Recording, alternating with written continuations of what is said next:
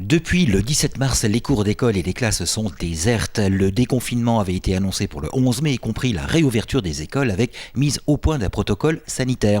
Lors de la conférence de presse de Monsieur le Premier ministre du 7 mai, Monsieur le ministre de l'Éducation nationale indiquait qu'entre 87 et 90% des communes auraient d'ores et déjà préparé la rentrée pour la semaine prochaine et 130 000 professeurs s'apprêteraient à reprendre.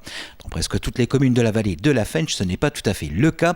Les écoles resteront fermées jusqu'en juin, voire septembre, le temps aux communes d'envisager, de réfléchir quant à l'application du protocole sanitaire. À Nilvange, les écoles restent fermées jusqu'à nouvel ordre, à minima jusqu'au 2 juin. Les familles ayant besoin d'une solution de garde du fait de leur situation professionnelle sont invitées à se faire connaître auprès de la mairie qui envisagera une solution en fonction des besoins. Déclaration de M. Moreno Brizzi et de Mme Alexandra Rebstock. Bonjour. Tout d'abord, j'espère que vous allez tous bien. Je voudrais donc vous faire part du communiqué qui a été envoyé à tous les parents d'élèves de la ville de Nilvange. Voilà le document. Au regard du contexte sanitaire spécifique de notre département, de la complexité du protocole sanitaire ministériel à mettre en place au sein des établissements scolaires de Nilvange, et après concertation de la communauté éducative, le lundi 4 mai, la ville a décidé de maintenir les écoles fermées jusqu'à nouvel ordre et au minimum jusqu'au 2 juin. Ce délai complémentaire nous permettra de préciser les modalités de mise en place de l'accueil des enfants avec les professionnels.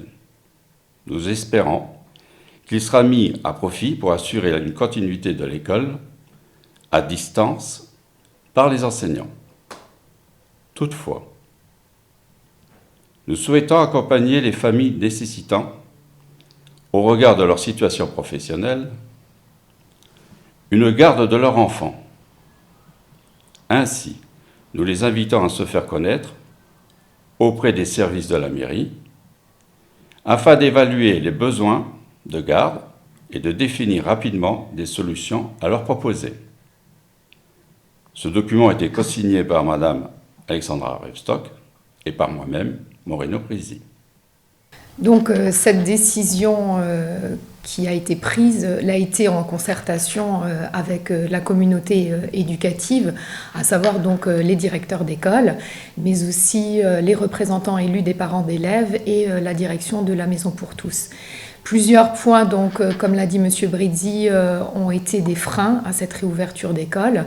Il y a bien évidemment l'aspect sanitaire. Nous sommes sur un département, la Moselle, qui est encore un département rouge, donc avec une situation sanitaire extrêmement compliquée.